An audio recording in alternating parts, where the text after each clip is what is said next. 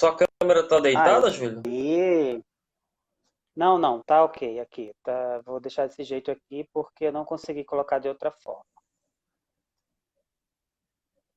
Tá bom. E aí, como é que você E aí? tá? Tô bem, né? É, Nessa me diga uma coisa, quarentena aí, me diga uma coisa, só os seus amigos do Facebook conseguem ver ou os meus amigos conseguem ver também? você compartilha no seu Facebook essa live para que fique Deixa eu disponível. compartilhar. Tá ouvindo direito aí? Oi? Tô ouvindo. Tá ouvindo direito? Sim? Beleza. Como é que eu compartilhar com amigos? Aí é o Tato, Gerson, Gondim entrando. Então, Deixa eu a tentar. ideia dessa live foi falar aqui sobre alguns pontos, né, que está acontecendo no Brasil. E como a gente está com tempo livre, né, para falar de muita coisa, né, está em casa, está em quarentena, então a gente pode aqui expressar algumas colocações, fazer algumas reflexões sobre o que está acontecendo no Brasil, né? E aí essa ideia Oi. da live foi de Moreno Nascimento, né, que ele estava querendo aí discutir, conversar, já que a gente está com tempo para isso. E aí a gente decidiu, né, fazer esta live. Então, enquanto as pessoas vão chegando, a gente vai aqui colocando a par aqui o que, que a gente tem É, para expor nessa live. eu queria compartilhar com meus amigos, assim, todos de uma vez só, mas eu não consigo. Eu sou meio ruim nisso. Você coloca na sua time, você compartilha na time, entendeu? Aí fica disponível para todo mundo que estiver lhe vendo, entendeu? Compartilhar com grupos, compartilhar com amigos, não sei, publicar. Acho que já foi, né? Publicando. Você compartilhou essa, pronto. É. Acho que foi. Você está no Então, computador, cara, é? Ou tá no... não, a minha imagem tá normal para você, Tá ótima. tá bom? Maravilhosa. Lindo, maravilhoso. Como é que estão as coisas aí em São Paulo? Tá frio? São Paulo hoje, pelo incrível que pareça, tá um pouquinho mais quente hoje. Tá 22 graus, 23 graus. Tendência a cair para 7 graus. Mas tá bem. É. Hoje não tá tão frio. Tá uma névoazinha, mas tá tudo bem. Vou mandar aqui um alô para quem tá, ó. Tato, Flávio, meu irmão. Nós temos aqui, ó. Então, e para você, Moreno, como é que tá sendo aí no Rio de Janeiro? Aqui tava bom, né? Antes dessa quarentena, mas depois da quarentena é só saudade, porque aqui eu tô trancado, né? Não tenho pra onde sair e fico aqui só Sim. verificando redes sociais, assistindo TV, fazendo algumas leituras e refletindo um pouco sobre a vida, sobre a distância, né? Você mais do que eu sabe que estamos distantes, né? Somos da mesma cidade e não é fácil. Uhum. Mas, por outro lado, abre espaço para a gente analisar, sabe, o cenário atual e é legal. Então, é, eu ia começar por um ponto assim que é bem interessante a gente falar agora, porque nós estamos em quarentena, nos identificamos como artistas, né?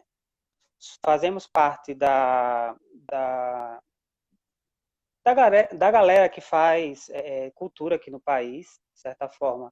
Você como músico, eu como ator, também jornalista, e, e eu acho que, de certa forma, não, vamos dizer assim, colocando em destaque ou privilegiados aqueles que estão recebendo, de certa forma, um auxílio do governo ou alguma assistência, seja de alguma parte dessas das esferas, né, de governo, mas a cultura você vê que está, de certa forma, abandonada assim a ver navios mesmo. Então, como é que você analisa, Moreno, essa situação agora para quem é de cultura? Como é que você analisa assim que, como é que está esse panorama para eles? Se está difícil para todo mundo, mas se você não está recebendo nenhum auxílio, nada, nenhuma perspectiva, não está podendo fazer show, não está podendo fazer peça, não está podendo fazer muita coisa, a não ser lives. Como é que você analisa que essa situação está para as pessoas assim? Então, quando se fala em cultura, né, deve-se medir a seguinte coisa: para esse governo, o que é cultura? Né? Porque se a gente analisar, eles estão separando o que é cultura. A cultura que eles aceitam da cultura que a gente, no geral, né, a cultura global aceita. Então, assim, a cultura ela é em quinto plano, não é nem segundo plano. A gente percebe que antes da pandemia já vinham os problemas, né? Já vinham os problemas com a cultura, né? Algumas pessoas desinformadas, né, acreditaram muito em fake news, aquelas coisas, né? Eu lembro que surgiu um vídeo de umas pessoas em círculos nuas, uma com o dedo no ânus do outro, né? E aí eles tentaram passar que aquela imagem é o retrato da cultura. Mas só que foi uma Matatura. forma. Pois é, ele massificou aquela cena e esses ditos conservadores, né, já associou que tudo que é cultura é vinculado a isso. Né? Mas que, na verdade, Uhum, a massificação dessa cena para as pessoas foi justamente isso, foi para demonizar a cultura em geral, porque a gente sabe que a cultura ela é uma voz. Então, a cultura, desde os primórdios, ela serviu como resistência. Se a gente chegar na ditadura militar, as denúncias eram feitas através de peças teatrais, através das músicas. Quantas músicas foram censuradas por causa da uhum, denúncia na própria canção? Então, a cultura é para ser vista dessa forma. E a cultura, as pessoas têm que entender e têm que separar, assim, o mundo da cultura, ele é livre. Então, não existe, por uhum, exemplo, filme hétero, filme gay. Não, não existe. Isso não existe. Todo filme é filme. Por exemplo, um filme que retrata, que aborda o mundo homossexual, por exemplo, aquele filme ele serve para a gente entender como é aquele mundo. Não necessariamente é sim. um filme para um público gay. É como os filmes de ação. As pessoas que gostam, só quem gosta de violência assiste ação. Não, todo mundo assiste. Filmes de drama, de romance. Então, assim, as pessoas têm que entender que a cultura é livre porque ela é capaz de mostrar os mundos. Então, a gente consegue ver o mundo homossexual através de um filme, o mundo hétero, o mundo nazista, né, o mundo fascista, o Uhum, mundo... Então, assim, todos os temas, eles podem ser abordados através da cultura, que é uma forma de mostrar esse mundo às pessoas aí. uhum. E se falando em relação à cultura, né, que é bem amplo em relação a todas as áreas, né, que abrange a cultura, a cultura vem sofrendo golpes desde, literalmente, desde o governo Temer, né? Então, assim, veio sofrendo repressões, e no governo Bolsonaro, ele simplesmente ela não existe, né? Ela simplesmente acabou. Assim, toda a ajuda que é necessária para a cultura, para sobreviver, não está sendo amparada, né? Principalmente no momento desse de pandemia, Júlio, em que não se pode usar então, eu disso. estou vendo aqui que a gente tem três espectadores aí assistindo Pois é, três fãs, Suzana, Flávio e Marcelinho. Você está muito Flávio, meu fraco, irmão, viu? Você está muito fraco. Se fosse no meu Facebook, tem uns 300 pessoas assistindo aí. é verdade. Compartilhe no seu Facebook, lindo. Não é brincadeira. É porque as pessoas não se interessam mesmo, não. Olha só, sobre política, o que vem acontecendo? Existe uma questão falando sobre Bolsonaro, né, que é um tema em evidência e gritante, principalmente por todo esse problema que a gente estamos vivendo em relação, e colocamos realmente como central da coisa o governo desastroso de Bolsonaro. E uma das questões que se levanta é por que, diante de tantas coisas que está acontecendo no país, por que Bolsonaro ainda não sofreu impeachment, ou nem sequer abriu-se um pedido, um processo de impeachment na Câmara. Então, como é que você analisa, Moreno, dessa forma que está sendo levado o país, mesmo com tantas barbaridades que estão acontecendo em relação a Bolsonaro no país, e nada é feito? Então, primeiro, eu acho que o momento de pandemia, né, ele é para ser prioridade. Então, assim, o ideal seria, por exemplo, quando assim que surgiu indícios de uma crise pandêmica, de pandemia no nosso país, o governo federal ter parado tudo que estava fazendo. Ó, vamos analisar, vamos parar todo mundo para a gente evitar o pior.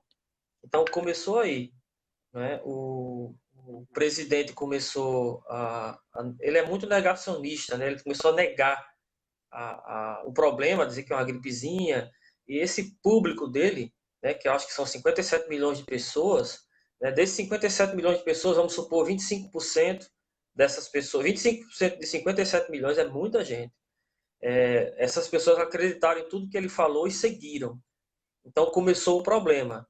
Né? Não houve quarentena em nenhum lugar do país, porque sempre pessoas que estavam na rua estavam respaldadas no comentário do presidente. Então, a doença se espalhou, né, o problema agravou e o presidente cada vez menosprezando. Primeiro foi uma gripezinha, depois ele disse que não era coveiro, depois ele disse que não estava nem aí e as pessoas morrendo. Então, assim, aí você pergunta, mas por que ainda não tem um processo de impeachment? Porque é exatamente isso. Exatamente. A crise, né, a pandemia, ela faz com que as coisas fiquem em segundo plano. Então eu entendo, Uhum. confesso que eu entendo que agora, se for um processo de impeachment agora, né, ele demanda muito tempo. Então, assim, Uhum. mas assim, eu sou de acordo, porque eu entendo que ele não foi leal nas eleições, do meu ponto de vista. Né? Tanto que existem Uhum. investigações, assim, ele utilizou como militar, né, aquela coisa, guerra é guerra, então ele partiu para a guerra, tudo é válido. Na cabeça dele é assim, ó, depois que eu estiver dentro, eu não saio mais. Então, assim, aí começou a questão dos Uhum. fake news, né? Que é as fake news, as pessoas Desde a acham que, campanha, né? desde a campanha, as fake news, as pessoas acham que somos nós, eu, você, as pessoas aí, que compartilha, mas não é isso, né? É. As fake news, eles criaram um sistema complexo, muito complexo, de Uhum. robôs que espalhavam milhares de informações falsas, né, caluniosas ao mesmo tempo. Então, assim, se você analisar aquela história, né, de uma mentira contada várias vezes, torna-se uma verdade. Então, ele ganhou uma Uhum. eleição assim, imagine, num concurso entre nós dois, né, tem uma vaga. Aí eu pego um robô que espalha 2.000 notícias que você é um bandido, e depois que essa notícia espalhar, não tem como, você perde a voz. Você não tem como se defender, porque as pessoas já lhe julgam. Você perde sua voz. E como é que. Aí o cara fala, é liberdade de expressão, Uhum. espalhar fake news. Negativo. E a Esse, liberdade de, esse ponto. e a liberdade de expressão de quem foi caluniado? Porque ele não tem Uhum. voz. Ele não tem como se defender das fake news. Então, É, assim, a eleição já foi. era justamente isso que eu ia falar, eu ia perguntar. Em relação à questão das fake news e liberdade de expressão, porque fica um choque meio que, vamos dizer, quem apoia o fake news fica falando realmente que liberdade de expressão violada, né, se tiver alguma lei que proíbe e tal.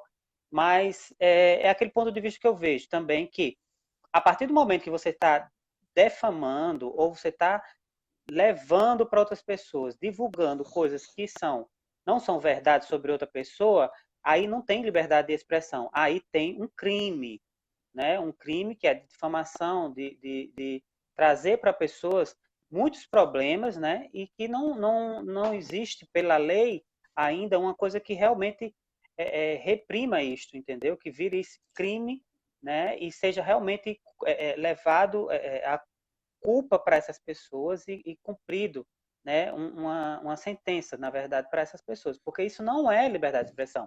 Liberdade de expressão é você expressar sua opinião, não defamando e não criando mentiras sobre outra pessoa, Pois é. entendeu? Deixar bem E claro isso.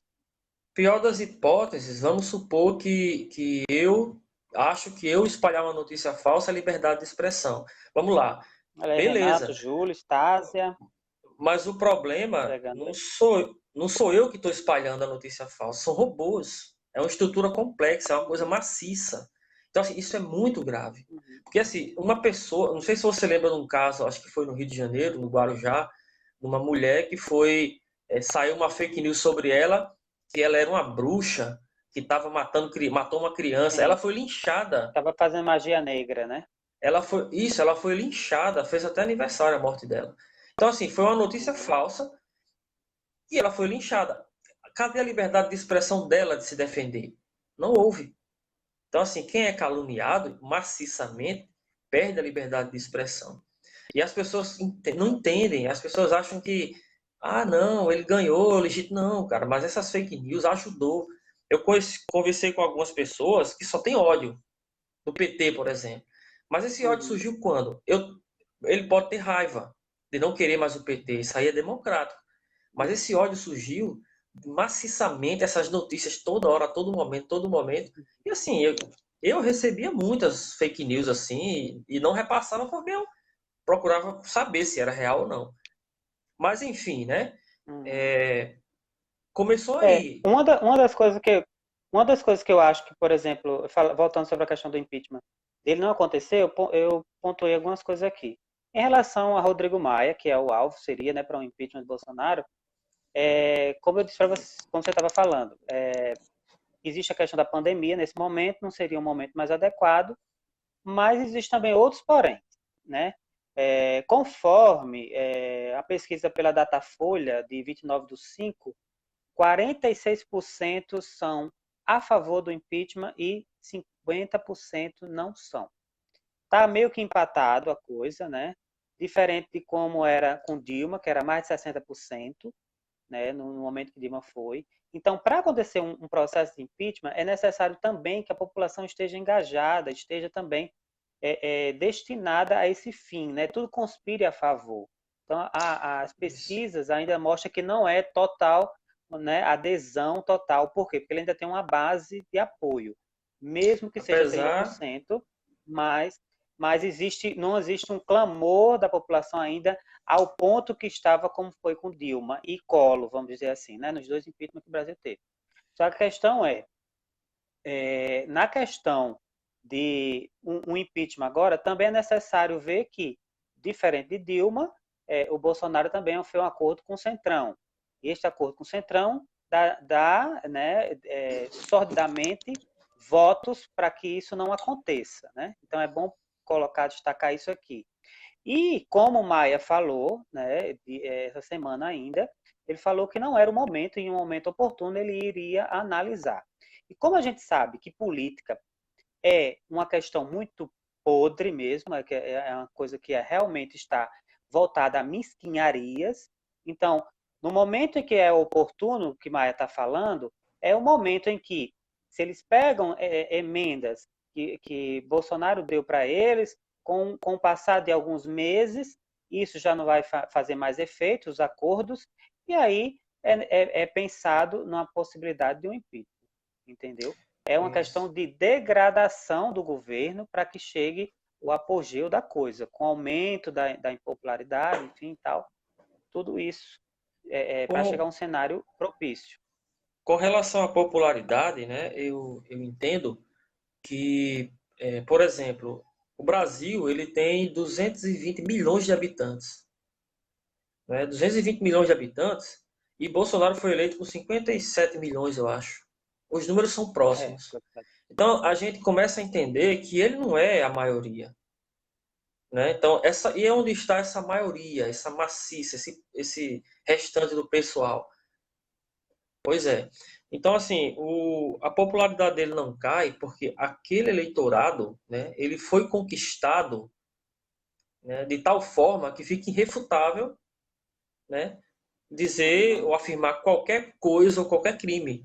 Né? Na cabeça das pessoas, por exemplo, o Sérgio Moro era santo, hoje não é mais. Mas a gente sabe hoje que para Sérgio Moro assumir um ministério, ele pediu uma pensão vitalícia e, se não, um cargo no STF. Então, assim, qual é a diferença Uhum. disso para uma mala de dinheiro? Nenhuma. Nenhuma, assim. É Exatamente. corrupção. Então as pessoas estão Barganhando, né? imaginando, Pois é, o Bolsonaro, ele estava 27 anos como deputado, vivendo de verba de gabinete. Ele é o ladrãozinho michuruca que fica uma notazinha fiscal aqui fraudando, na moita, escondido. Foram esses anos todos. Ele não roubou milhares porque ele estava contente com o que estava fazendo, ele e os filhos. É tanto que depois que os holofotes foram contra ele, aí agora estão investigando coisas do passado. Até gasolina ele adulterava, nota fiscal. Então, assim, aí o cara vai dizer, ah, mas ele não roubou. Porque tem como referência o PT, por exemplo, né, que foi maciçamente massacrado ali. Como o que Olavo de Carvalho falou, né?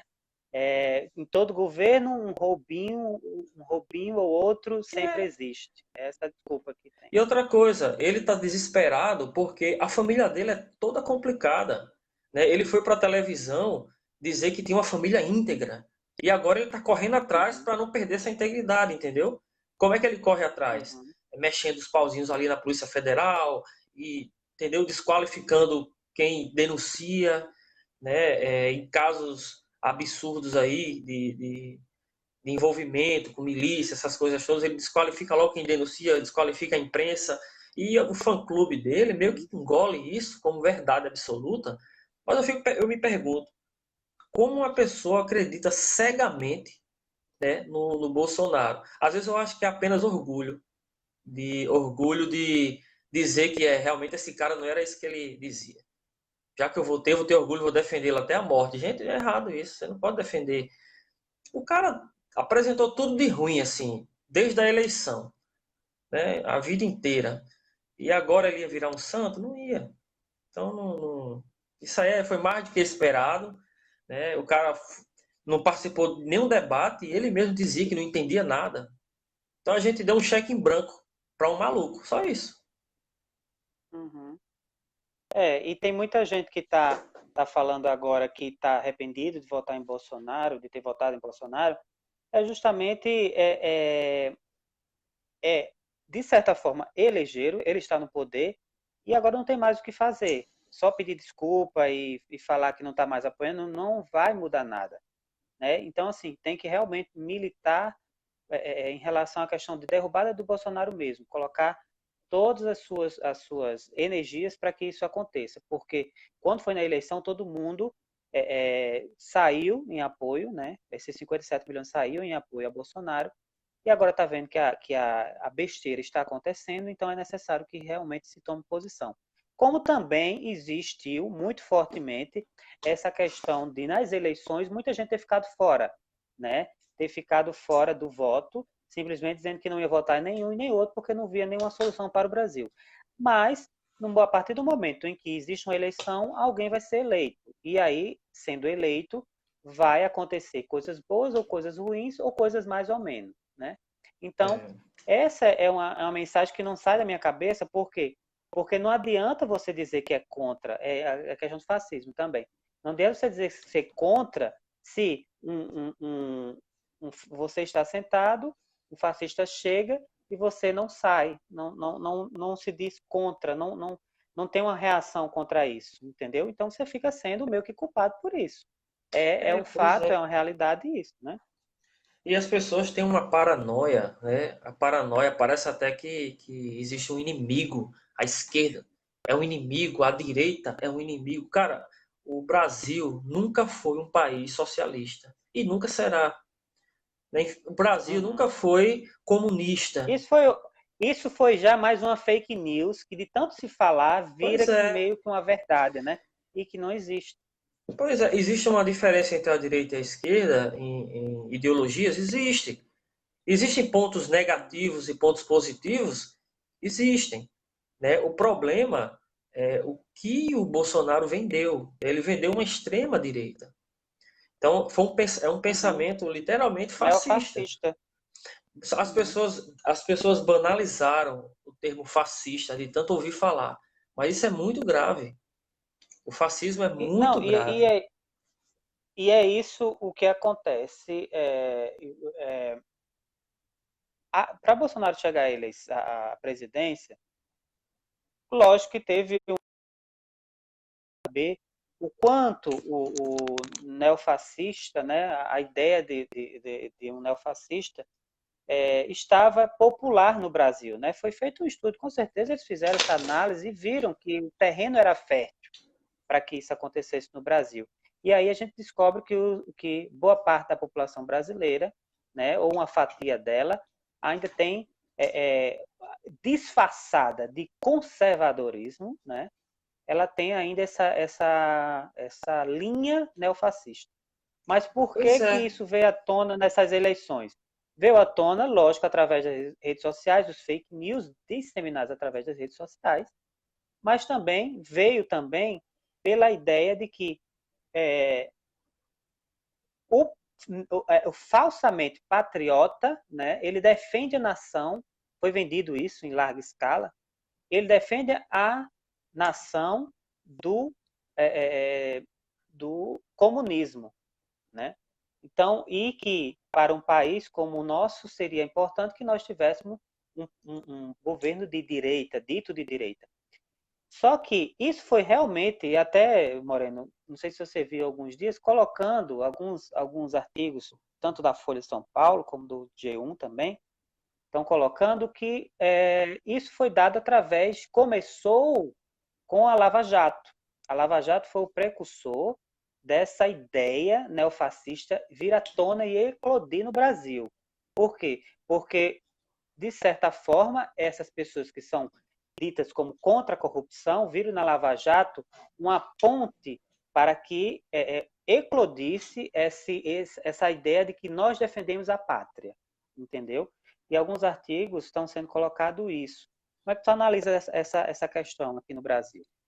Então, primeiro, a Lava Jato ela iniciou de uma forma positiva, que realmente existiam alguns contratos na Petrobras, eram poucos, né? 3 a 4 contratos com desvio lá, com propina de 3%, que para um contrato de milhões, 3% é muito dinheiro. Então, assim, mas só que a Lava Jato foi tomando um rumo, a Lava Jato foi tomando um rumo totalmente diferente. Né? Primeiro que o PT estava no poder esse tempo todo. Eu sou de acordo mudar também, que eu acho que uma hegemonia no poder não é legal, mas que mude para alguém interessante, para o povo brasileiro. Né? Mas assim, o PT estava muito tempo no poder e essa direita doida aí já estava desesperada. Então, tu imagina se a Dilma não fosse impeachmentada. O Lula iria ganhar a eleição. Ia ser mais 4 anos de PT.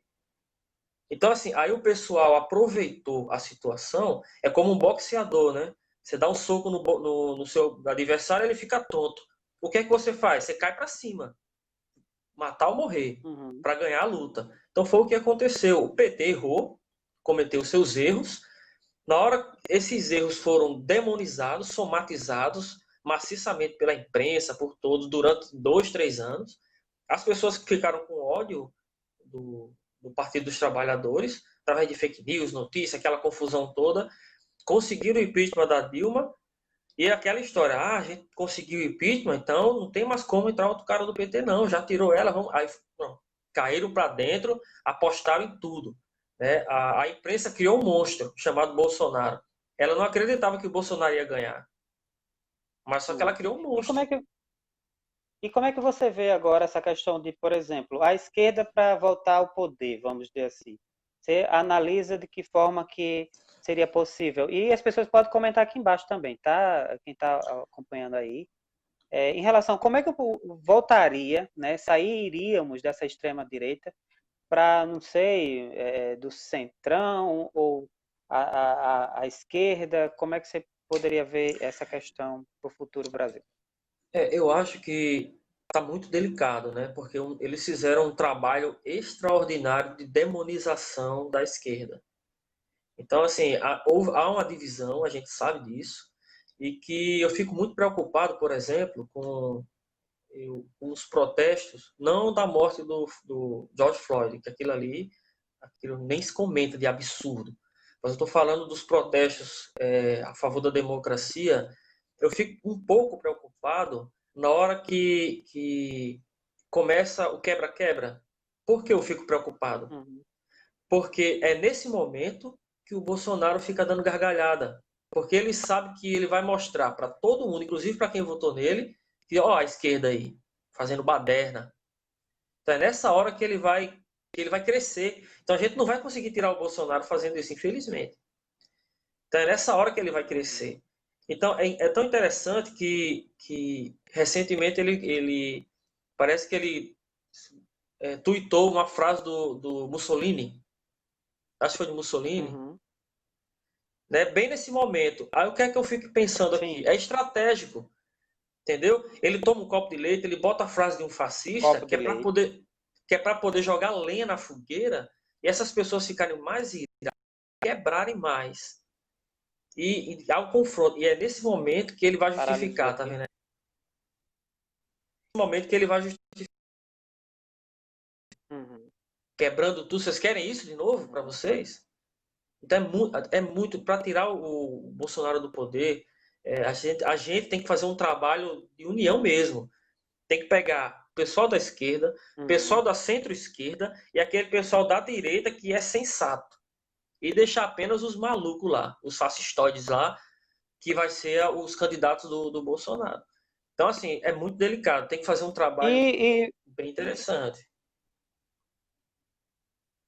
porque você vê que assim, até qual o problema? De certa forma, do jeito errado deles, mas de certa forma, eles têm um passo meio que à frente da esquerda, porque, de certa forma, a esquerda não consegue se unir. A verdade é essa. Se une, mas Exatamente. de uma forma que não traz uma hegemonia necessária para esse momento de crise, né, em que está sendo desacreditado, de certa forma, a questão, pelo menos aqui no Brasil, né, de como a esquerda poderia voltar a entrar na política e dominar as eleições.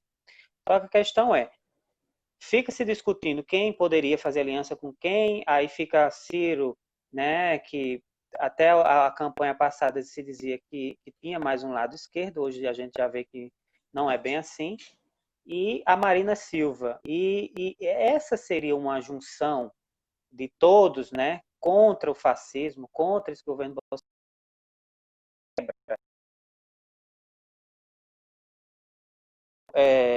PT com o Dino, uma chapa, PCdoB. Pois é, Dino, com o Dino. PT com então, o Dino. pois é, eu acho, no meu ponto de vista, que o PT poderia só apoiar, como ele deveria ter feito nessa eleição. Estava numa turbulência, o PT não Uhum. era para ter participado da eleição. Eles eram para ter ficado ali, ó. Por quê? Porque eles não participando da eleição, tirariam os holofotes, por exemplo, deles. Então, ele só apoia. Então, mas como o PT errou, né, em segurar, vai ser Lula, vai ser Lula, vai ser Lula, e aos 45 da prorrogação não vai ser Lula, sabendo que não ia ser Lula. Então, eu acho que esse foi um grande problema, sabe? O PT, É, essa eu vou eleição ser vai ter bem que tomar sincero. muito cuidado. Olha, eu vou ser bem sério com você. Eu acho que o problema não foi esse também. Porque você vê que no final da campanha, Haddad conseguiu reverter de forma gigantesca votos. Foi Sim, sim. 47 a 57. 10 milhões de votos de diferença, beleza. Mas o que eu acho que uma das coisas que foram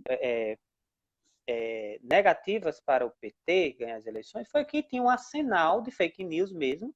A verdade é essa, a Sim. mamadeira de piroca estava a todo vapor. Estava também a questão de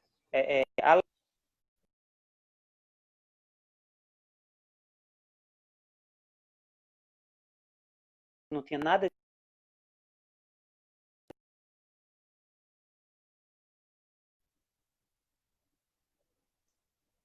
Eu não vejo que foi o problema Lula. Eu acho que Lula é ainda a maior Não, você mente tem. e o maior nome da esquerda. Não, eu só estou colocando um ponto aqui, que não foi a questão deste Lula vai ou Lula não vai. Lula usou de uma estratégia que eu acho que deu certo sim, só que ele lutava contra também uma inteligência fascista, nojenta, disseminada por Moro, por Bolsonaro, e tudo em conluio, né? E até não pode ser até com as esferas supremas a gente vê que foi feito realmente um golpe com a Dilma, mas o que acontece? Tudo isso foi feito para que Haddad e Lula não ganhassem as eleições. Isso está Então, nítido. Não foi por culpa deles, foi que existiam outras fontes, porque quem disse que naquele momento em que estava prestes a ter um segundo turno, se o Queiroz tivesse vazado, será que o Bolsonaro não tinha perdido? Então, assim, então, foi uma estratégia muito maléfica mesmo de é necessário que realmente seja investigado a fundo, né? E eu espero que o Alexandre de Moraes vá a fundo nessa questão, o Supremo vá à frente e que possivelmente anule esta baderna que está o Brasil hoje, anule essas eleições, anule a então, chapa Mourão e Bolsonaro. então, como eu estava falando, voltando à questão da estratégia do PT. Então, toda essa questão de manter o Lula, né, imagine o trabalho que essa galera teve para tirar a Dilma. Né? Teve um trabalho inteiro, maciço de fake news e tudo. Aí começou. Aí quando eles começaram a perceber que Lula poderia ser candidato e vencer, que Lula estava em cima nas pesquisas, aí começou maciçamente o holofote contra Lula. Então, no momento que manteve o Lula, começou os ataques até tirar o Lula. Só que, se você for analisar, houve votos para o Bolsonaro e votos para o Haddad. Mas os votos nulos superou todos os dois. Que essa galera que não votou foi justamente essa galera que ficou, que putaria é essa? Tira Lula, bota Lula, ladrão não é, e pessoa confusa. Então, essa estratégia deixou essa galera que não votou confusa, só isso. Confusa, eles poderiam ter criado menos confusão. Aí as pessoas ficariam mais cientes, porque teve gente que não votou. Se você pegar a quantidade de votos válidos e os votos não válidos, é absurdamente grande as pessoas que não deixaram de votar e decidirem a eleição. Uhum, Então, assim, é como eu te falei, exatamente. o PT ficou tonto, aí a oposição foi para frente. Então, é guerra. Estratégia de militar é tosca. É fake news, é não sei o que, é o que der certo. Até aquela facada, se a gente brincar, não, foi fake também. Foi criado. É tanto que ele não está nem interessado em Eu saber. tenho essa questão da facada, para mim, é a maior fake news da campanha, né? Pois é, assim, é Infelizmente. uma estratégia que é Nós militar no caímos nessa. raciocínio. Militar no raciocínio, é tosco. Uhum. É tanto que eles vão. E outra coisa, esse governo é muito doido. Por quê? Porque se você for analisar, eles têm um carinho pelo fascismo. O primeiro-ministro da Cultura fez depois um pronunciamento lá copiando o Goebbels, da nazista, com a do mesmo jeito. Não é? Aí, sempre, volta e meia, a gente tem sinais de elementos nazistas, assim, como se os caras admirassem. E é muito É uma questão. complicado isso. Eu acho, assim, deprimente a situação que a gente está vivendo hoje. É triste, é deprimente, é uma situação que deixa aflitos todos nós, porque, assim, estamos vivendo um momento muito difícil mesmo, e mesmo assim se fala em tudo, menos nesse momento difícil, né, que é a É. Covid, que é a pandemia. Por quê? Porque nós estamos, como eu digo para vocês, nós estamos vivenciando dois vírus, a Covid e o vírus do Bolsonaro, que é E por, maléfico também, e porque por incrível está que tirando a pareça, nossa sanidade mental. para o governo, a Covid é segundo plano. Com certeza, na reunião ministerial, nem tocado no assunto foi, né? Então a gente Tem já gente tira por morrendo, aí. né? É Olha, e complicadíssimo isso. sobre. Eu passo aqui para outro tema, que é sobre a flexibilização da quarentena. Só que, assim, dados da Covid, né? Eu estava vendo ontem na Folha de São Paulo, e uma coisa me deixou bem, e a gente vai pular até para um assunto aqui que é bem complexo, que a questão da Covid no Brasil, ela também bate na questão racial, você sabia disso, né? Que é um levantamento feito pela ONU e divulgado no dia 15 de maio, eu vi aqui no site do UOL, pessoas negras têm 62% de mais chances de morrer pelo Covid-19 no Brasil. E aí a gente pode fazer várias suposições. Tem muita gente que é contra as cotas raciais em universidades públicas. Tem gente que é contra as cotas de gente de negros no concurso público. Tem gente que é contra todo tipo de cota e critica que as colocam, né, as pessoas negras e as minorias em si, ficam desfavorecidas, né? Ao invés de ajudar, atrapalha, né? Mas a questão que a gente vê é que nós temos realmente uma dívida histórica com o povo negro e com as minorias, que a gente se enquadra logo tudo nisso. Por quê? Porque é as pessoas que estão sofrendo, é as pessoas que estão morrendo, é as pessoas que estão passando a vida em precariedade, né? Enquanto outras estão gozando de qualidade de vida às nossas custas, às custas dos negros, às custas das minorias. Então, assim, o que é interessante ressaltar aqui? Que por mais que seja desastroso o que está acontecendo pela questão da Covid, existe uma parcela que ainda sofre mais em relação a isso. Como é que você analisaria, Morena, essa questão aqui no Brasil? Por que esses dados são alarmantes? 62% das pessoas negras têm mais chance de morrer pelo Covid. Primeiro eu acho que o Covid, né, esse vírus, ele não é democrático, de forma alguma.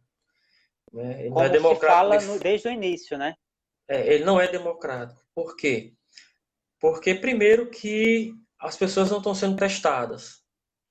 E segundo, que as pessoas que estão sendo testadas não são as pessoas da periferia, não são as pessoas de baixa renda.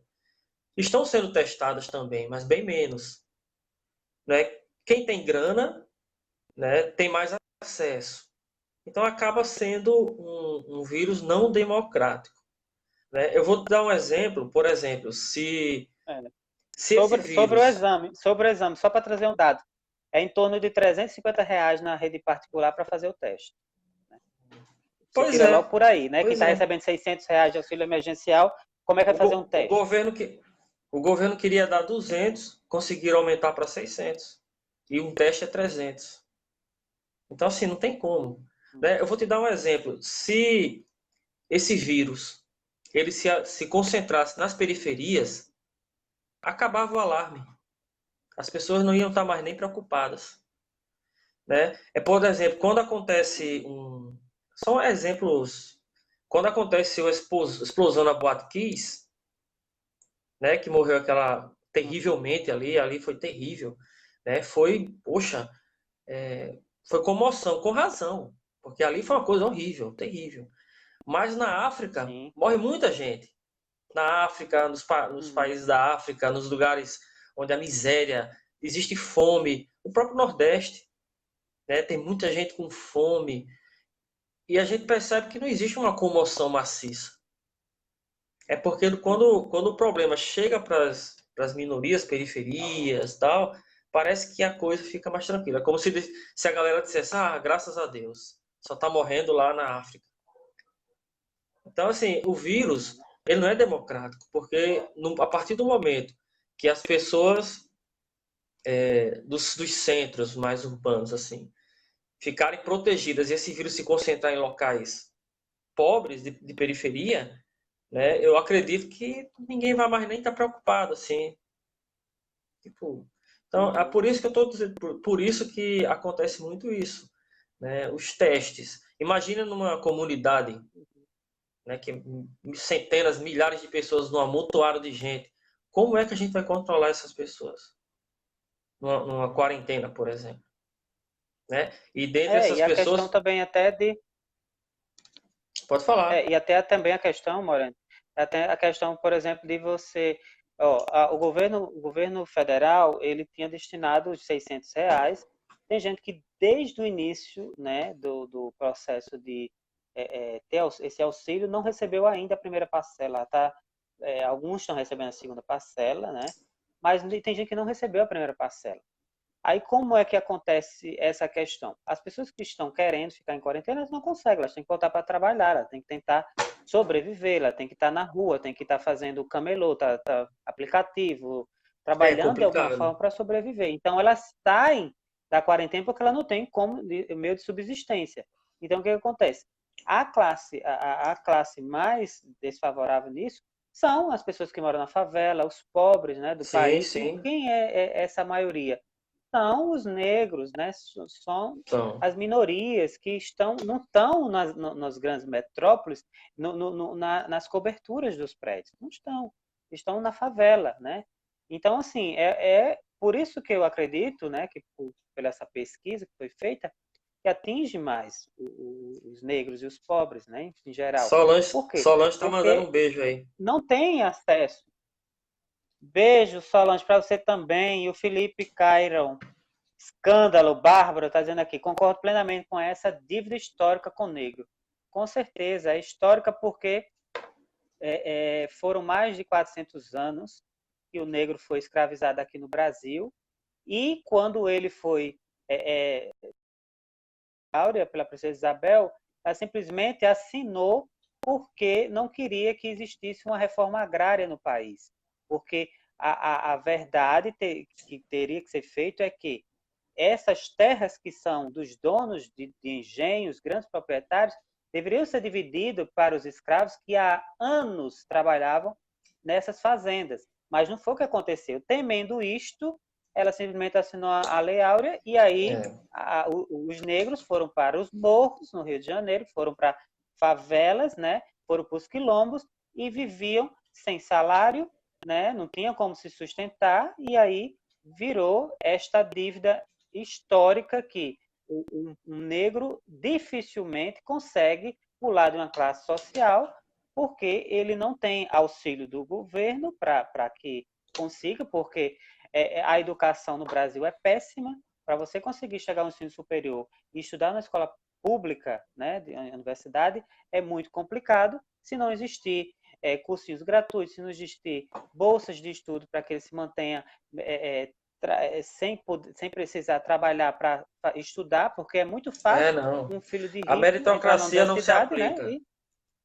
Pois é, não Não se se aplica a aplica, meritocracia. entendeu? Não se Então, aplica. mas por mais que a gente fale, Morena, faça toda essa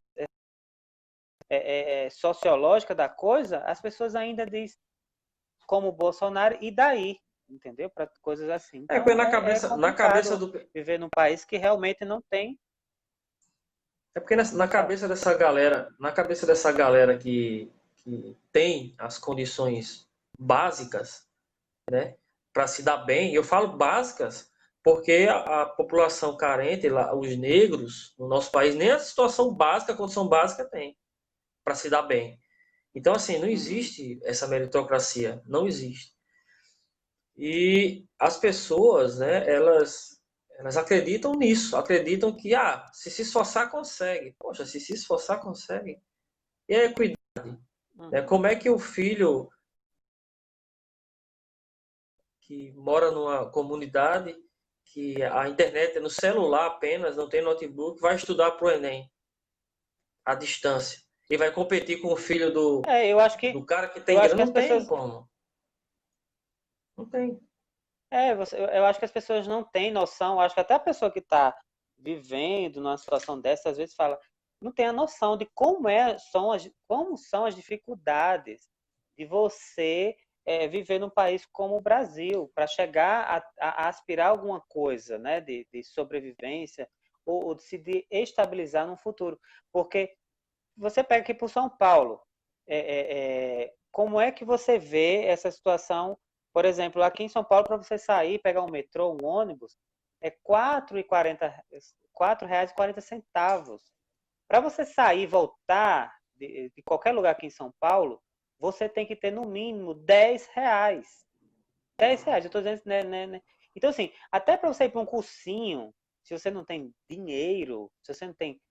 Mesmo que o cursinho seja gratuito, você tem que bancar R$ 10 no mínimo por dia. Eu estou dizendo só de passagem. Para você fazer Isso. um curso, um cursinho para passar no vestibular.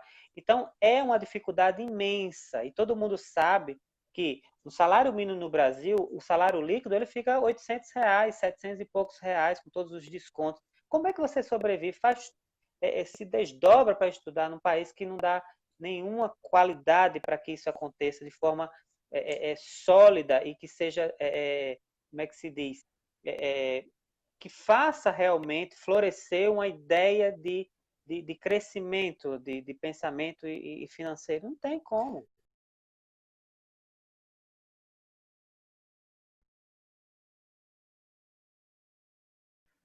Então, só concurso Boa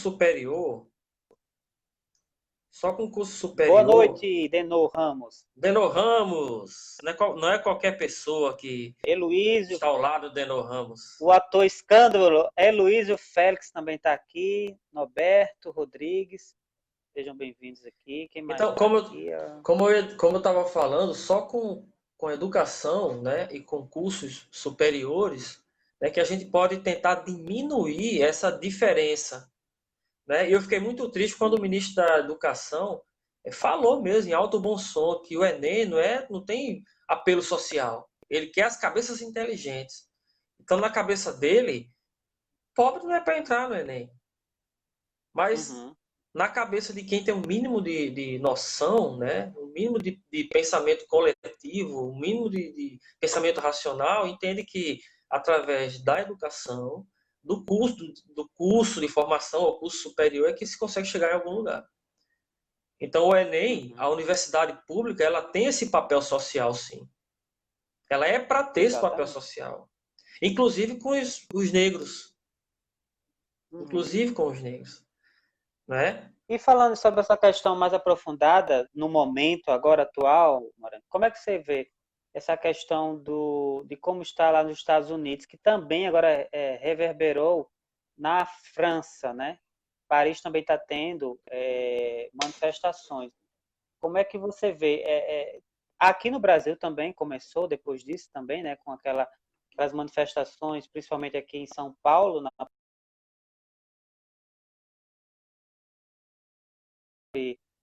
antifascistas e os fascistas, né, apoiadores do Bolsonaro. Então, como é que você vê essa situação? Histórico, né, esse problema racial nos Estados Unidos. E a gente, às vezes, que de certa forma, fala dos Estados Unidos, mas, assim, no mundo inteiro, aqui no Brasil também é gritante, né, com todo tipo de minoria aqui também é gritante. Mas como é que você vê essa questão de como está se dando essas manifestações nos Estados Unidos e na França? Não, eu falo pelo Brasil, né? A gente sabe que o racismo, infelizmente, ele existe, é estrutural. Assim, em vários países existe o pensamento racista. Nem todo mundo é racista, mas todos os países têm racistas. Então, no meu ponto de vista, né, defendendo o meu país, eu acho que não precisa, por exemplo, morrer uma pessoa em algum lugar para a gente poder levantar uma bandeira e lutar contra o racismo. Não precisa. A gente tem que lutar toda hora. Toda hora tá morrendo meninos e meninas negras nas periferias, quer seja pela polícia. Toda hora um negro deixa de ser contratado no nosso país. Toda hora um negro entra no supermercado ou no shopping é mal visto só por causa da cor da pele. Então não é fácil. Então se eu perguntar a qualquer pessoa, você queria ser tratado como tratam um negro? Ninguém vai querer, porque as pessoas sabem que existe essa diferença. Sabe que não é para existir, é bizarro. Né? E com relação ao que aconteceu nos Estados Unidos, os Estados Unidos é muito tosco. A segregação racial é um dia desse, é a década de 80.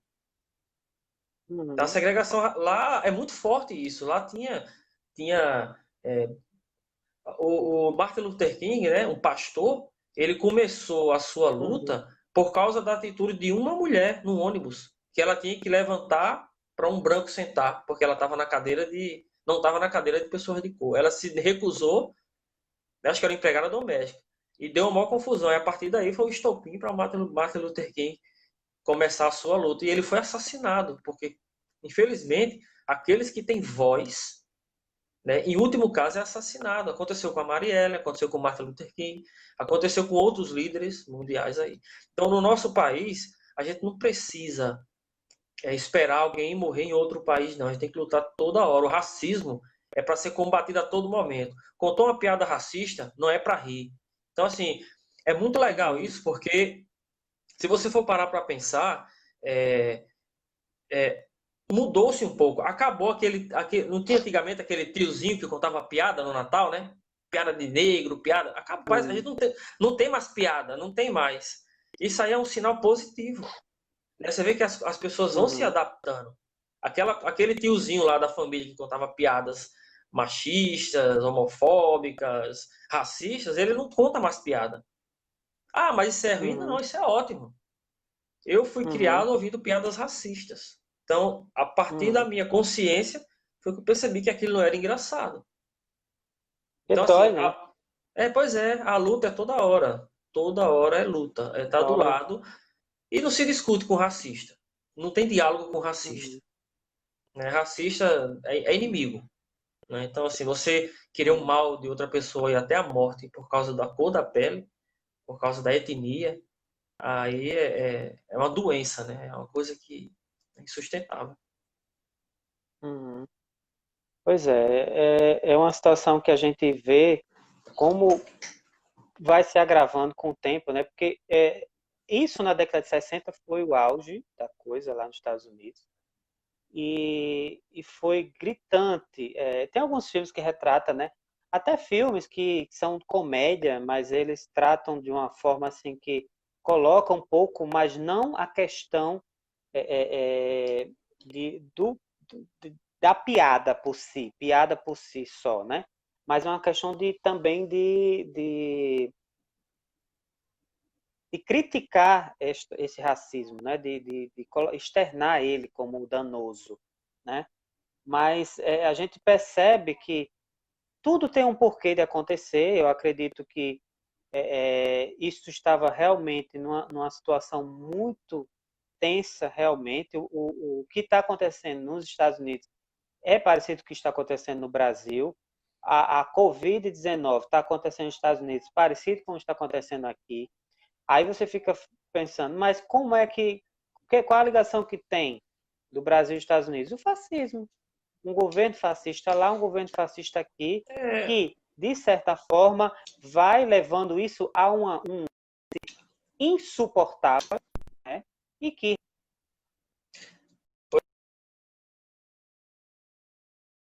proporcionalidade de país praticamente inteiro é que não está aguentando mais descer goela abaixo esse tipo de tratamento, nem que seja dos mínimos, aquele preconceito que até a Glória Maria falou, que agora que ela chegou até um patamar, né, na sociedade que é visto, de certa forma, em detalhes, né?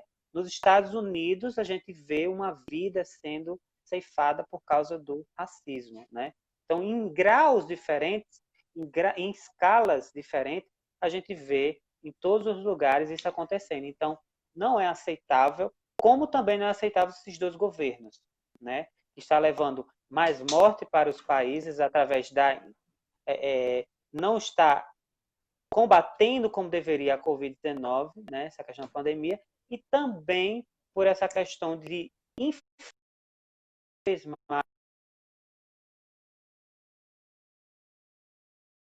a gente não deve aceitar de forma nenhuma que isso aconteça e continue acontecendo. E eu acho que vai ser mais ondas de ações, de manifestações, se o preconceito, se a discriminação ainda continuar. E eu acho que isso não tem como acabar porque ninguém aguenta mais sofrer dessa forma. A luta é diária, todo dia, toda hora. Né? A gente tem um presidente maluco nos Estados Unidos e tem um presidente no Brasil que tem ele como ídolo. Parece uma criança, assim, entendeu? Uma coisa tosca, assim. É como se o que ele fizer eu tenho que fazer também. Poxa, aí fica muito difícil, né? Esse é o grande problema do nosso presidente, é que ele não é autêntico. Ele não tem personalidade. Ele é uma coisa forçada, é uma coisa doentia, assim, um negócio louco, né? Sabe? É um negócio que não raciocina. Ele tem umas estratégias malucas. Diz uma coisa hoje e daqui a meia hora diz. E o governo, desde o início, está se resumindo em faço e desfaço e troca de ministro. Está se resumindo nisso. Não, e o que ele usa como arma é o que a desculpa, né, para isso, ele usa a mesma arma que ele usa, né, desde a campanha, que é o fake news. quando ele diz uma coisa e depois desdiz, ele diz que aquilo era fake news. Então, assim, é uma coisa tão tosca, tão ridícula, que a gente, de ouvir, a gente dá náusea. De ouvir, a gente fica com náusea. Então, assim, é necessário, urgentemente, que tenha-se posições contra essa ideia. E aqui no Brasil, em relação a Bolsonaro, eu não queria que fosse através do impeachment que Bolsonaro Pois é. tivesse sua queda, porque é um processo realmente, como você disse, lento, e é um processo que a gente não se livra do fascismo, porque sai Bolsonaro e entra Mourão, né, dessa forma. Então, o que é mais interessante para a democracia nesse exato momento seria a saída dele através, né, de ação do STF, né? Então, eu acho que através dessa cassação da chapa Bolsonaro-Mourão seria a ideia mais boa, né? A posição mais boa, ou mais boa, já erro de português aqui, seria melhor para o Brasil, que seria através do STF.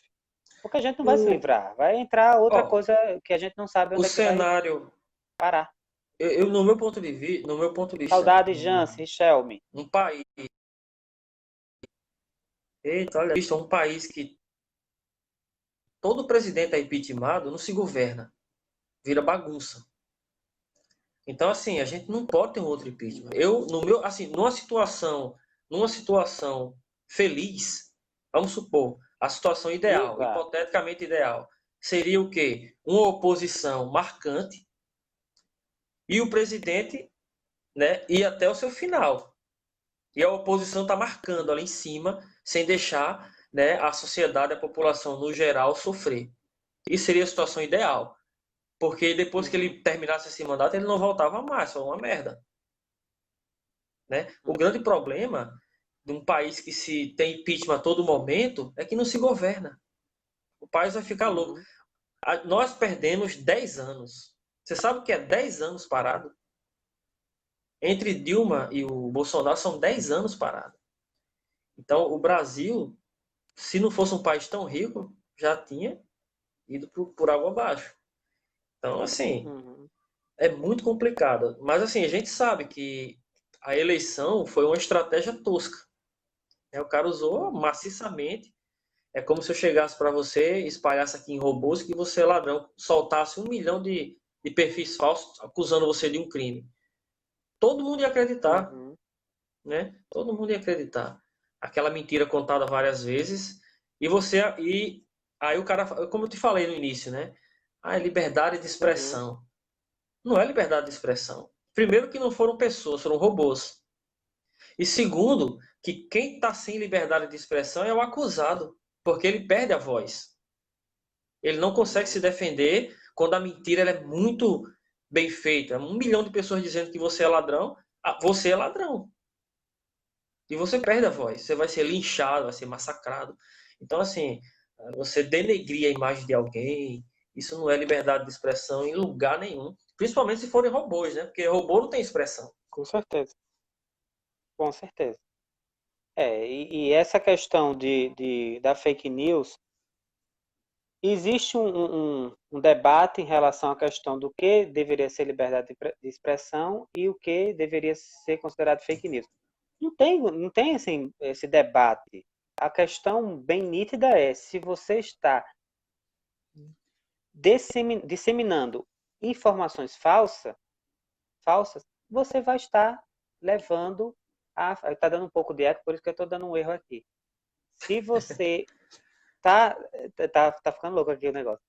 Se você dissemina informações erradas, falsas ou calúnias sobre outras pessoas, você não está fazendo a sua liberdade de expressão, você está cometendo um crime. E isso é fato.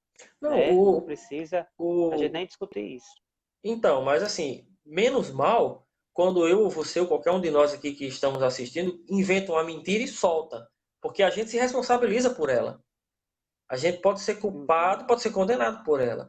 Agora, tu imagina, existe um grupo que cria um sistema complexo, né, de robôs. Tipo, são máquinas, como a NASA, assim, que o cara pega 1 milhão de perfis, ele espalha uma mentira e joga para 1 milhão de perfis falsos. Cara, isso pulveriza na rede social e não tem mais como você tirar aquela mentira. Vira uma verdade. Então, assim, esse é o crime.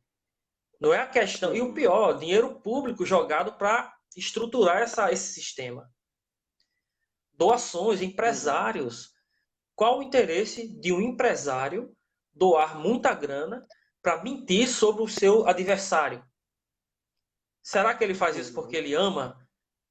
Ou é porque ele tem interesse econômico em cima disso aí? Então, assim, os empresários com interesse econômico, assim, dane-se a sociedade. Eles querem lucrar. Então, assim, vamos investir nisso, que vai dar certo. E deu, né? E deu certo.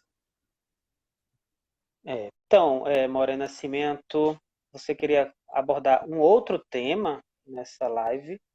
E eu não sei se o Denor Ramos está aqui, mas a gente já tem marcado uma outra live, viu? Com o Denor Ramos aqui. E vamos marcar um dia Essa sala pois é, é só de 2 pessoas, né? Não tem como ficar mais pessoas escutando. Pode ser mais. Pode ser mais. Pode. Posso chamar outras pessoas aqui. Agora a questão Sim, fala. Então, para o público de 5 pessoas aí que estão na live assistindo, né? Eu sou, quem não me conhece, meu nome é Moreno. Eu sou conterrâneo junto com o Júlio, somos, né, do Nordeste, só que Júlio está em São Paulo. Estou morando em São Paulo, vai fazer um ano já, viu, Moreno? Setembro agora. Júlio está em São Paulo e eu estou em Rio das Ostras, no estado do Rio de Janeiro. E eu fiz um ano, né? Eu cheguei aqui 25 de março do ano passado.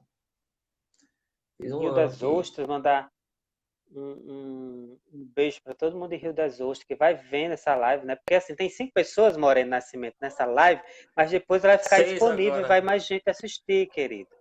Entendeu? Não se apega ao número, a qualidade aqui, ó. Tem qualidade aqui, tem Soraya, Felipe Cairon, Rivaneide, Flávio, tá assistindo aqui. Qualidade, meu querido. Entendeu? Não se preocupe com isso. Eu tô inquieto, né? Sozinho aqui. Valeu, Doug. Tem meu primo aí, Douglas, tá assistindo aí, ó. Ah, é teu primo? Eu pensei que era meu primo. Eu ia dizer, quem danado é esse Douglas que eu não conheço? Douglas, deu um cheiro em Samanta, tô com saudade dela. Então, depois da quarentena, você sabe, né? Que eu quero viajar para Rio das Ostras de novo, né? Vamos beijo sim. Lá no pessoal do Jamelão. Vamos concluir o festival de curtas, né? Que ficou ainda na metade. Agora... É verdade. Depois vai ser um longa, né? Festival de longas, porque curtas já não. Eu acho assim, Júlio, só para fechar, eu acho que a situação atual do nosso país, as pessoas. Obrigado, Douglas. Valeu, Doug. As pessoas devem se unir, né? E perceber que não existe governo mais ideológico do que esse. É uma coisa tão doida que as pessoas pensam em teoria. Ele fala que não é, né? É o maior. Ele fala que não é, mas é o mais ideológico. Tudo é uma teoria da conspiração. Para você ter uma ideia, a primeira coisa que ele fez, quando entrou, foi tirar os médicos cubanos dizendo que eram espiões. É uma coisa fantasiosa, assim. Nem era, cara. Eram só médicos. Entendeu? Então, assim, as pessoas perceberem... Criado pelo seu preconceito, né? Isso, pois é. Criado pelo preconceito dele mesmo. As pessoas perceberem que, beleza, não foi dessa vez. Vamos pensar num outro nome. Mas que nome é esse? Se esse nome comungar com as mesmas ideias do nome que está hoje, na atualidade, não dá certo. Se ele participou do mesmo governo, não dá certo. Eu acho assim que, para sermos felizes, a gente tem que, quanto mais popular a ideologia de quem nos governar, quanto mais popular, quanto mais ele pensar no povo no contexto geral, incluindo empresários, que também faz parte do povo, apesar de ser minoria. Sim. Então, assim, num todo, né? Num todo, isso. Todo mundo tem que sorrir. né? O cara que está na comunidade, ele vai ter condições de comprar a cervejinha dele e a carne dele lá, tirar o gosto dele, para todo fim de semana reunir os amigos. E o cara ricão também. Só que o cara da comunidade vai comprar uma cerveja mais barata, mas vai estar se divertindo, entendeu? Então, essas pessoas acham que pobre só precisa de emprego e comida. E não é isso. Tem aquela música lá dos Titãs, né? A gente não quer só comida, a gente quer comida, diversão e arte. E necessidade. Então, assim, as pessoas merecem ir ao shopping com o filho, comprar um presente de Natal, entendeu? Esse tipo de coisa. Exatamente. Que para muitos não significa, mas seria o país ideal se todo mundo tivesse essa condição. E essa analogia, exatamente. E essa analogia que eu faço, Maureen, do filme lá, aquele filme Que Horas Ela Volta, ela faz uma análise sobre isso, né? De como isso também incomodou uma certa classe, que é a classe média, que acha que é riquíssima, que acha que é a elite brasileira. Isso passou a incomodar no governo Lula, que teve esse apogeu da classe baixa subindo para a média, e a média meio que se estabilizando de uma forma que não se desenvolveu tanto, incomodou essa subida, né? Eu acho que assim, o governo Lula no Brasil foi bom para duas esferas. Os riquíssimos, né? Não sejamos hipócritas também de falar, foram os riquíssimos e os pobríssimos, né? Foi essas duas coisas. Só que o miolo da coisa, não se sentiu totalmente incomodado também, né? Por essa ascensão dos pobres à classe média. E aí começou a incomodar. E o filme fala basicamente disso, de como esse incômodo gerou represálias, gerou desconforto, gerou uma irritabilidade nessa classe que começou, de certa forma, a massacrar. E além disso, ainda tem a corrupção, né? A corrupção. Pois é. Mas eu vou até. Essa questão da corrupção, eu vou até dizer uma coisa. Essas pessoas que falam, eu sou contra a corrupção, se você for olhar direitinho assim, são as primeiras que se corrompem. Entendeu? Assim, por isso que eu não boto nem essa questão da corrupção como assim, é minha bandeira. Gente, a sociedade brasileira, ela é corrupta no seu âmago. Eu acho que é uma questão de caráter. É uma questão, exatamente. Ela tem sempre um jeito, esse jeitinho brasileiro não é fantasioso. Ele é real. O brasileiro tem sempre uma facilidade de negociar. Não sei se tu lembra, né? Antigamente dizia, achado não é roubado. Exatamente. Você quer coisa mais desonesta do que isso? Pois é, que era um senso comum, né? Os pais diziam, né? Achado não é roubado. A gente já nasce com essa ideia de se dar bem, né? Exatamente. Você sai primeiro na frente de todos. Só que a questão eu não estou dizendo com isso que sou a favor da corrupção. Lógico que não, lógico. Só que a questão é achar que, por exemplo, colocar um presidente na República, né, eleger um presidente que se diz honesto, vai mudar toda uma história de corrupção dentro de um Congresso Nacional, né, dentro de uma política que é estabelecida pelo toma lá da cá desde sempre, entendeu? Então, se existe isso historicamente, se, por exemplo, eu tenho uma empreiteira que se ganhar um processo licitatório, é necessário molhar a mão de vários deputados para se conseguir. Se isso é estrutural no Brasil, a gente tem que deixar de ser imbecil, idiota, de colocar na frente disso a nossa realidade, escancarar que existe este tipo de maracutaia, sempre houve. Existe e que, se a gente quiser mudar, a gente vai ter que mudar estruturalmente. Estruturando o quê? Mudando todos os nossos, de vereador a todas as cargas existe o corrupto, cargos públicos. Existe o corrupto e o corruptor, né? Exatamente. E achar que o corrupto só vem da esfera pública. Não é. Não. Na verdade, todas esses roubos de licitação Às vezes é a cantada do empresário, é o corruptor que oferece. Cara, se eu ganhar, vamos fazer um cartel, entendeu? E assim, até Douglas estava comentando aí sobre a corrupção, né? No Rio de Janeiro, por exemplo, nessa pandemia, como, como a eleição está próxima, existem prefeitos e governadores, infelizmente, que estão se aproveitando para desviar dinheiro para a eleição. Mas são todos? Não são todos. Infelizmente não são todos. Felizmente não são todos. Então a gente não pode generalizar. Né? Tem governador aí que está mal visto só porque é do PT. Mas o cara está enxugando gelo. Né? Ah, não está deixando ir para a rua. Poxa, mas o cara está com cuidado para que você não morra. Mas enfim, né? As pessoas julgam, mas na hora que precisa ali, porra, graças a Deus, né? Tem um hospitalzinho ali, tem... Mas infelizmente tem gente que tá fazendo isso, né? E tem que ser investigado. Por exemplo, o governo atual está um ano e meio, 2 anos, vai fazer 2 anos. Aí muitos estão dizendo, 2 anos não tem nenhum caso de corrupção. Gente, mas o resultado da corrupção não aparece imediatamente, não. Exatamente. O que a gente não vê nos bastidores,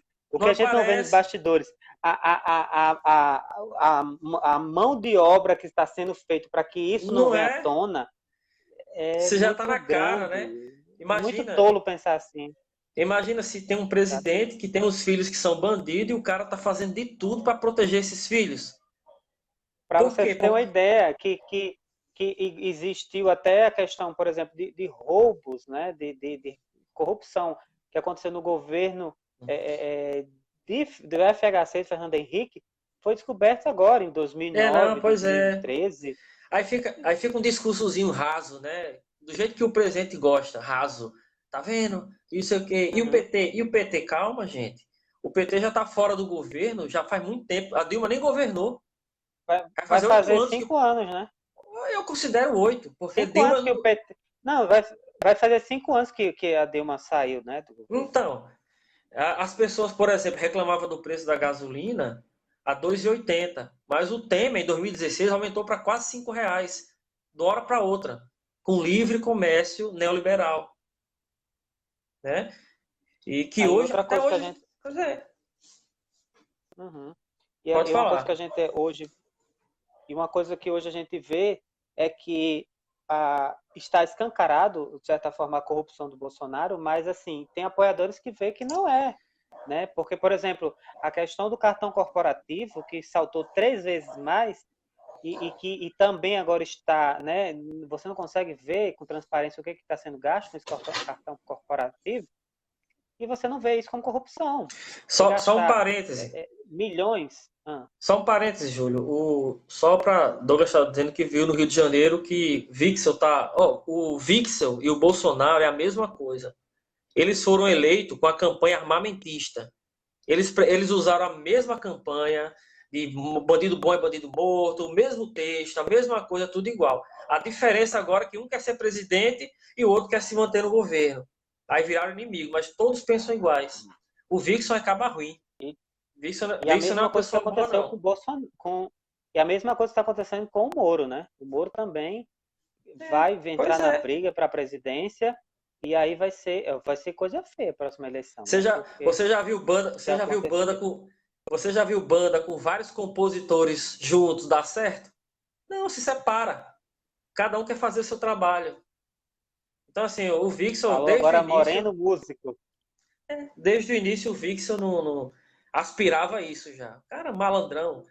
Rio de Janeiro não tem sorte, né? Pezão, Wixel, vai tudo preso, governador aqui.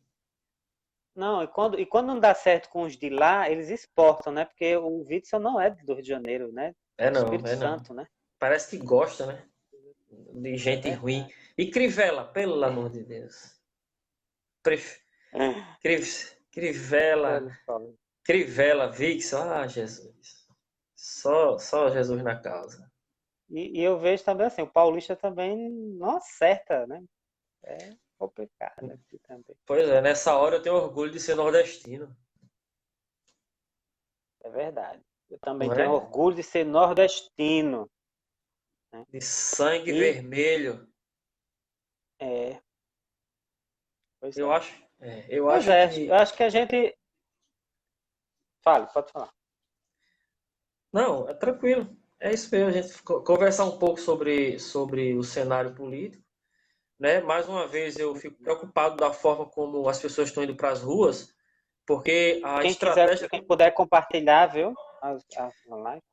a estratégia desse presidente é muito tosca, né? Você vê que as pessoas vão para a rua, aí inflamadas, aí começam o quebra-quebra, porque é normal. Quando a polícia dá o primeiro tiro, começa o efeito manada. Uhum, Qualquer um jogaria uma pedra, infelizmente. Assim, é uma coisa coletiva. Aí o que acontece? O presidente fica uhum, assistindo, as pessoas quebrando, lutando com a polícia, e fica rindo, achando bom. Para mostrar, tá vendo aí? É isso que vocês uhum, querem? Então, assim, aí o que é que ele uhum, faz? No dia seguinte, ele tuita uma frase fascista para inflamar uhum. mais.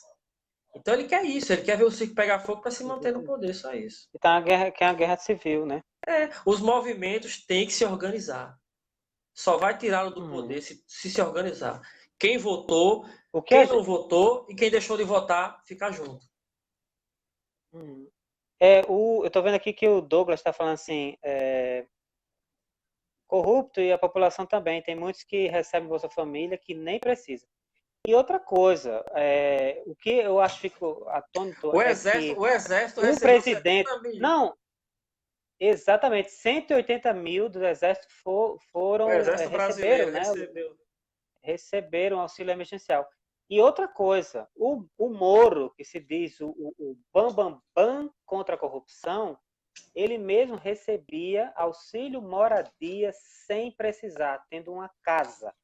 Então, assim, e o auxílio moradia são mais de R$ 4.500 que se recebe por mês, que dá para pagar aí, em média, conta. Eu não sou muito bom em matemática, não, mas dá para pagar quantos Bolsa Família? Faz a conta aí. Pois é. Entendeu? Então, Esse assim, número, esse é número uma aí que você está questão. querendo. Hã? É esse número aí que você está pensando. Mas olha só como é. E eu, às vezes, eu não gosto, sabe, dessa comparação. Ah, mas tem gente que recebe Bolsa Família, mas é. Só que fica camufladinho aqueles políticos que recebem auxílio paletó, Não, aqueles que porque é o recebem seguinte, auxílio sabe? moradia, sabe? Que não precisa, gente. Você É que é porque é o seguinte. político, que ganha 30 e poucos mil reais por mês, né? Tem uns que até, como no caso do Bolsonaro, acumulam pensão, Eu auxílio compro minha moradia, roupa com auxílio meu salário, o escambau, cara não pode comprar. pelo amor de Deus. E aí fala do Bolsa Família, uma pessoa que recebe o quê? R$ 100, cento e poucos Não, reais. E o Bolsa, Pelo amor de Deus. E o Bolsa Família tira muita gente da miséria. É importantíssimo esse Exatamente. programa. Tem Pois é, lugares que a única fonte de renda é o Bolsa Família. se alguns não usam da forma que deveria essa ajuda do É. governo, Não pode né, culpar o essa parte programa, dos tem que culpar impostos as que a gente pessoas, paga, isso. tem que culpar as pessoas, tem que criminalizar essas questões que são de pessoas, não são das pessoas que merecem realmente o auxílio, e também dessas pessoas que estão fazendo corrupção Tem dentro muita gente, do né? tem Então, muita gente que se aproveita, né? Aí as pessoas que não têm um pouco de conhecimento culpam o programa. Só que o programa mata uhum, muita fome. O governo, exatamente. pois é, o governo federal disponibiliza o recurso, vai para a prefeitura e a prefeitura administra, né? Infelizmente, Uhum, o governo federal não tem total visão sobre aquilo ali, porque tem gente administrando. Teoricamente, quem está administrando é honesto. Então, não é para o presidente uhum, se preocupar com como está sendo administrado. Então, o prefeito que tem que administrar, as pessoas que não é para serem corruptas, né? Tanto Lula, Bolsonaro, quem entrar, né? Não tem como ficar olhando. Né? Infelizmente, não tem como saber de tudo. Porque para isso que existe o sistema. O prefeito está ali, então o presidente entende. Não, aquele cara é o prefeito, eu confio nele. uhum, Infelizmente, ele rouba, uhum, cai no colo de quem? De quem está à frente, né? exatamente. Cai no colo de quem está à frente. Eu não estou defendendo o Bolsonaro, não, mas isso aí é verdade, assim. Mas é um programa maravilhoso. Uhum, É tão maravilhoso que eu duvido, em campanha política, alguém dizer que vai tirar. Pelo contrário, né? uhum, Se falava, mas na hora da eleição eu vou dar o Na campanha ele 13º. disse que ia dar o 13º, exatamente. Falou que era Bolsa Vagabundo, não sei o quê, mas na campanha eu vou dar o 13º. Aí é escroto. Aí não tem como não. Mas enfim, né? O que sobrar Então, do nosso país... vamos agora concluir essa live agora, né? Marcon já está aqui pedindo o valor dele aqui na live. Eu acho... Eu tô ouvindo. Pois é isso, meu amigo. Eu acho que no Brasil tem muita gente boa, muita gente do bem, muita gente que não é racista, muita gente que não é fascista.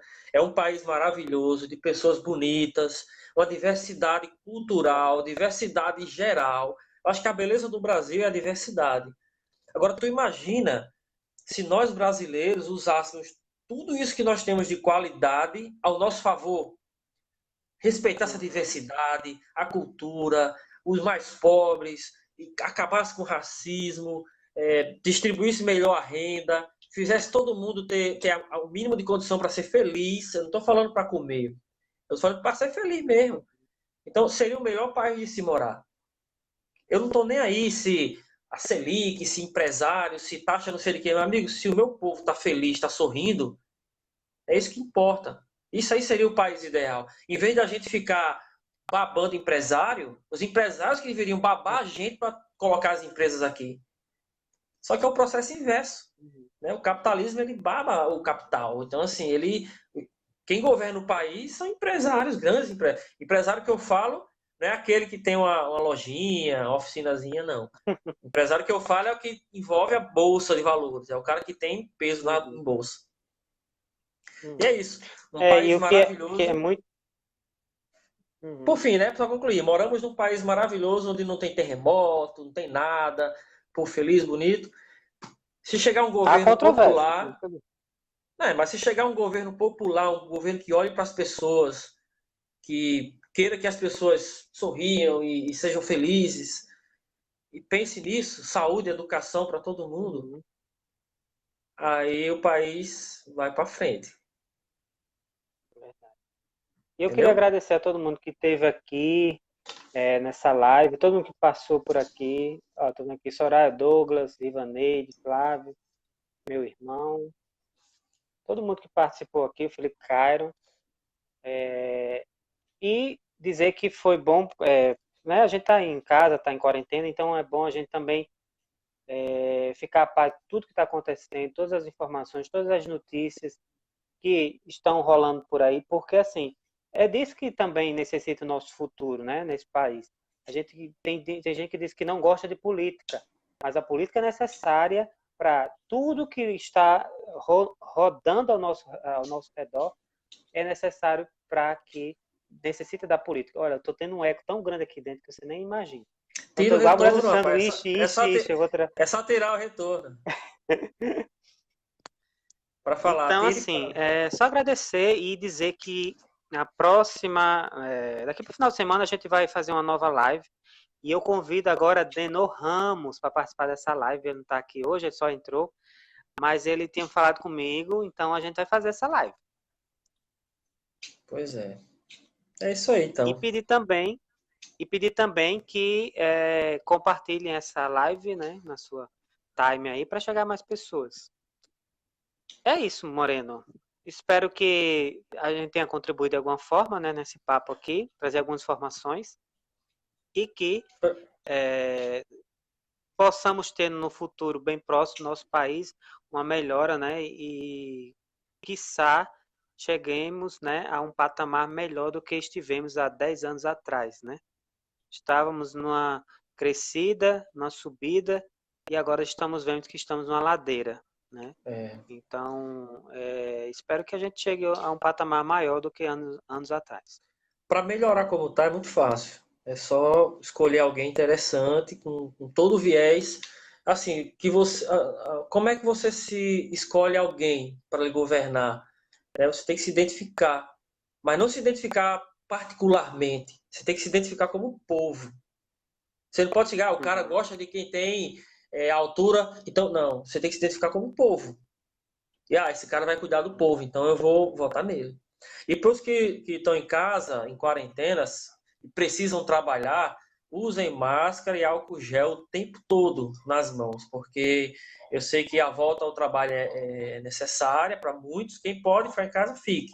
Mas quem não tem jeito e vai ter que trabalhar, álcool gel, máscara, para não se contaminar e nem contaminar os colegas, os familiares, quem está se cuidando. Exatamente.